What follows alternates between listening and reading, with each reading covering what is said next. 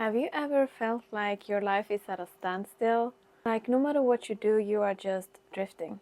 You are stuck between where you are now and who you're meant to become. If you ever thought, what the heck am I doing with my life? Trust me, I get it. I've been there so many times. But what if feeling lost isn't the end, but actually a doorway to a new beginning? What if this moment is actually not about figuring out who you are or where you're going, but about letting go what's no longer meant for you, so you can step into something even greater? Because looking back, I realized that every time I felt lost, I was actually in the process of becoming. Hey love, and welcome to today's video. If you are new here, my name is Lena. And on this channel, we are talking about self-discovery, personal growth, and stepping into alignment with your higher self. So grab your coffee or tea, because today we are diving into 9 lessons that I have learned, or am still learning, frankly, and that absolutely transformed my life and helped me step more fully into my highest self. I know exactly how it feels like to be completely lost. For years, I felt like I was just drifting, trying different jobs, different studies, and different paths, and hoping that one of them finally will click. But no matter what I did, nothing felt really right.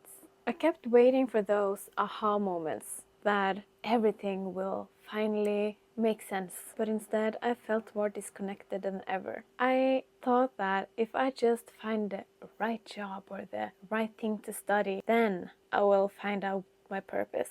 Then I will finally be on the right path. But every time I reached what I thought was the answer, I only felt empty inside. I realized, looking back, that I wasn't stuck because I was on the wrong path necessarily, but I was stuck because I tried to force myself into something that was not in alignment with me anymore.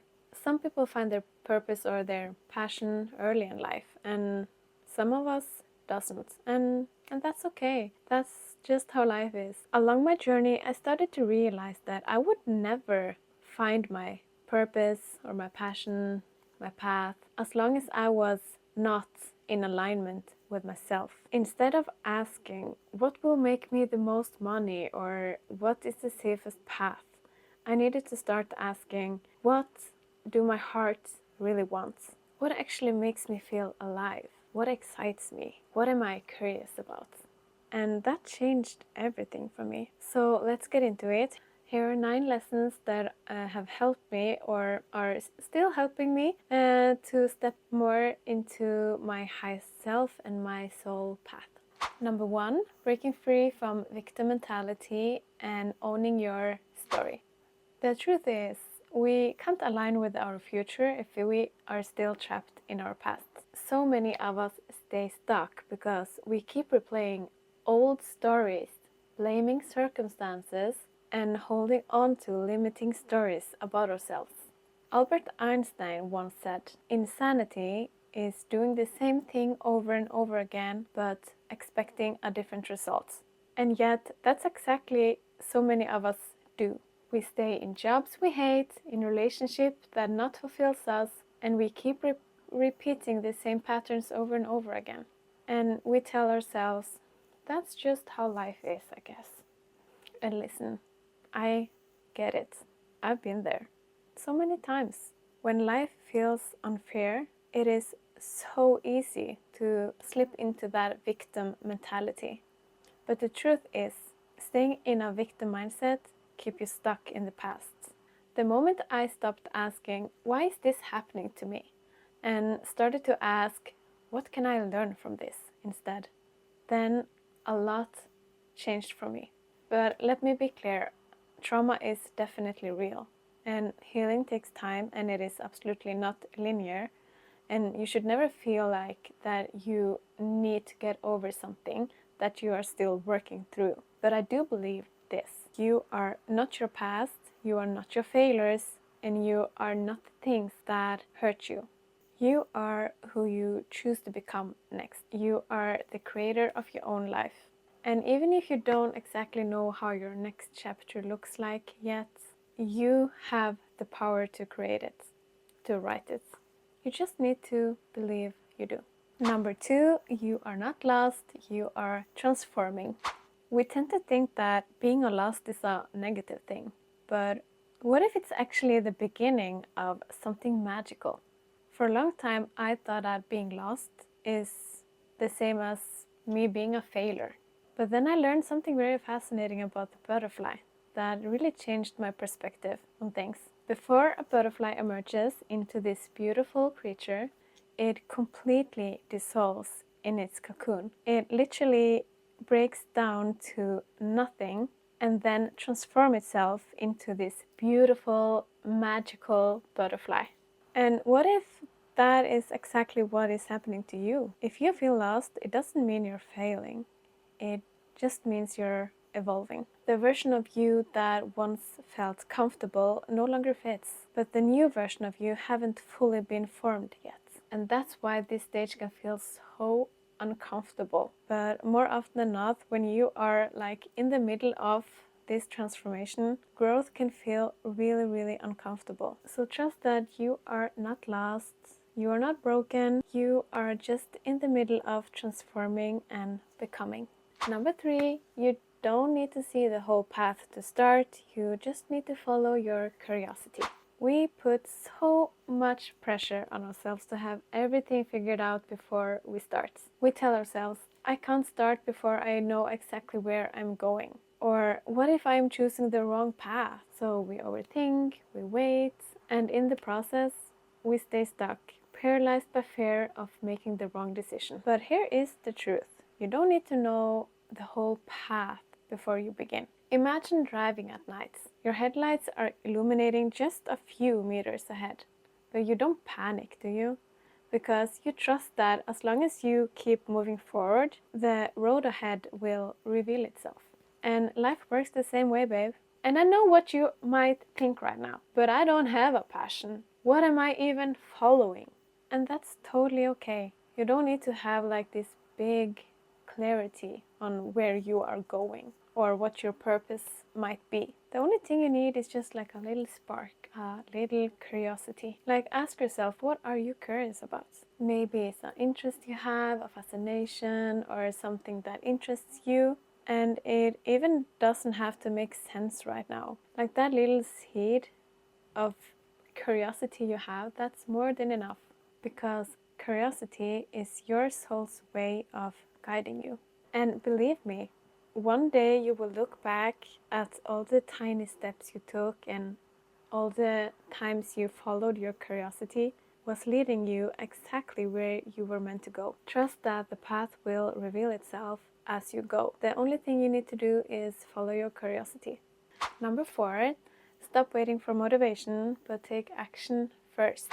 How many times have you told yourself, I'll start when I feel ready. I just need to feel more motivated. Or I'll start tomorrow. We often wait for that perfect wave of inspiration to hit us, believing that once it does, everything will fall into place like magic. But here is the thing. Motivation is not what gets you started. It is what's happening after you start. The more you take action, the more momentum you build. And the more momentum you build, the more motivated you become. If you sit around and wait for motivation to magically appear, you will stay exactly where you are right now. I'm so sorry, babe, but that is the truth. For me, I often also can feel overwhelmed in addition to not feel motivated. So what helped me reframe this is that I don't need to commit to something forever. I only need to try to do it for 5 minutes. And guess what? 9 out of 10 times, I actually do continue. I actually want to keep going. And that is because action creates momentum and momentum fuels motivation. Number 5, growth happens outside of your comfort zone. Your dream life isn't going to magically appear. You have to create it. And that means that you need to do things that scares you, challenges you, and pushes you forward and out of your comfort zone. And here's the paradox. The more you step into discomfort now, the easier life will become later. We can often avoid what feels uncomfortable because our brain associates discomfort with danger. But most of the time, it is not actual danger. It is the fear of judgment. It is the fear of failure. It's the fear of not being good enough. But if you do only things that feel comfortable to you, you will stay exactly where you are. And if you keep waiting for the fear to disappear before you take action, you will wait forever. If you want to have things that you have never had before, you need to take actions that you've never done before. Because courage isn't the absence of fear. It is feeling the fear but doing it anyway. At the end of the day, you have two choices. Staying in the comfort zone and keeping things exactly as they are, or stepping out of it and growing into the person you always meant to be. I think it was Mel Robbins who said this: growth and comfort cannot coexist. So, babe, what do you choose? The pain of staying where you are or the pain of growth? Number 6, procrastination and self-sabotage. We all know how procrastination can look like. Endlessly scrolling on TikTok, waiting for the right moment, having excuses for not starting things, and saying that I'll start tomorrow. But what I have learned is that procrastination isn't laziness, it is actually a self-sabotaging behavior. Procrastination can actually often be a subconscious way of keeping us safe. Safe from failure, safe from judgment, safe from the unknown. It can almost seem like the mind are working against us, but it only wants to keep us safe and protect us from harm. But doing so, it can also keep us stuck. And that's why the brain can come up with excuses that feels very real. And examples of this can be, I'm too tired, I don't have enough time, or I'll do it later. But the real reason we procrastinate is often fear. And examples of fears can be the fear of failure, the fear of stepping into a bigger version of ourselves, or the fear of success. Yes, this is actually very real. And I'm going to be honest with you, this was actually something I recently experienced myself. I was thinking that I was just putting off things and thinking that I was lazy. But in reality, I was actually afraid of stepping into a version of myself that I knew that I needed to step into in order to go where I want to go. But here's the thing, nothing changes unless you change. Your fear won't magically disappear. You just have to move through it. The only thing standing between you and the life you want is the story you keep telling yourself. Your biggest roadblock isn't your circumstances. It's the story you tell yourself about them. Number 7, perfectionism is just fear masking itself. For the longest time, I thought that I could not move forward unless I had the perfect skill, the perfect plan, the perfect moments. Everything had to be perfect. But what I've realized is that perfectionism is not about high standards, it is actually about fear. We use perfectionism as a coping mechanism. It's our way of staying in control in an unpredictable world. So we can tell ourselves that once I have everything figured out, then I'll start. But what I have realized through my own experiences is that the perfect moments will never come because perfection is just an illusion. It's not real.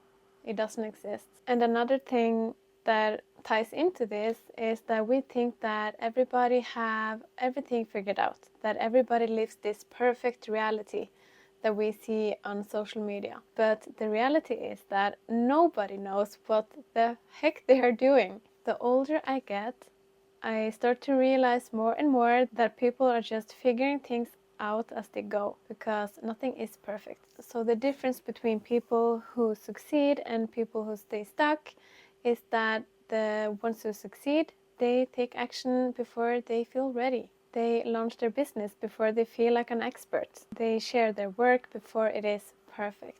And they take the leap before they have a step-by-step plan. I have seriously struggled with perfectionism my whole life. But what I have realized is that perfectionism is the fastest way of staying stuck and staying where you are. So if you are waiting for that perfect moment, babe, let that go, please. imperfect actions will take you a lot further than perfect hesitations ever will. Number 8, your inner child is still running the show. One of the biggest realization I have had is that we just don't grow up and leave our childhood self behind. The little girl and the little boy inside of you that you once were, they are still very much alive. And most of our fear, insecurities, and limiting beliefs that we struggle with today as adults, they actually were formed in childhood. They were formed long before we ever realized it. So when you get triggered, or you feel insecure, or get rejected, that is most likely not just about the present moment. Most of the time it is actually your inner child reacting. It's the part of you that once felt unheard or unseen or unworthy that reacts. The less we acknowledge our inner child, the more they can rebel and the further away from ourselves we get.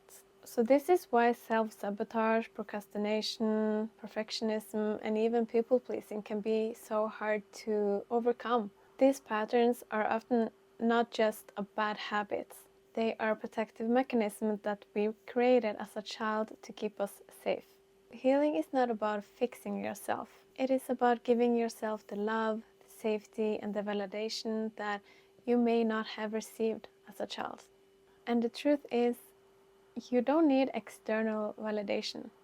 You only need your own. So the moment you start to show up for yourself more and your inner child, a lot can really change. Number 9, what people think of you is not your problem. One of the hardest things about going after your dreams is dealing with other people's opinions. We can often fear others' judgment, we worry about what they may say, or we have anxieties around being seen in a new way. But here is the truth. Their opinion have nothing to do with you.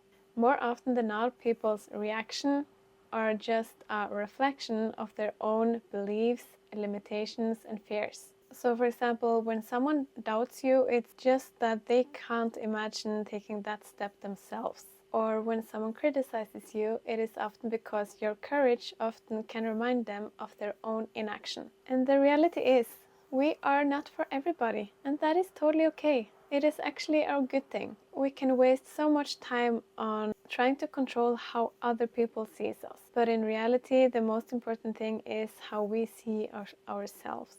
So let's make a promise to ourselves. We will no longer shrink ourselves for the comfort of others, and we will stop editing who we are to fit into someone else's expectations. Because at the end of the day, this is your life, babe. Live it your way. If you take away anything from this video, let it be this. Your purpose isn't some grand title waiting for you somewhere. It is already inside you. It's in the things that lights you up, in the moments that make you feel alive, in the small quiet nudges that your intuition gives you. You don't need to have all the answers, and you don't need a perfect plan. You just need to start listening to your heart and take aligned actions, even if it feels messy and you don't feel ready. Babe, I would love to hear from you. What is one lesson from this video that resonated with you? Or do you have any other lessons that have helped you on your path? I would love to hear from you and discuss this in the comments. And if this video spoke to you, don't forget to hit the subscribe button. I make videos about self-discovery, purpose, personal growth, and stepping into the best version of ourselves. So let's grow together. Bye for now.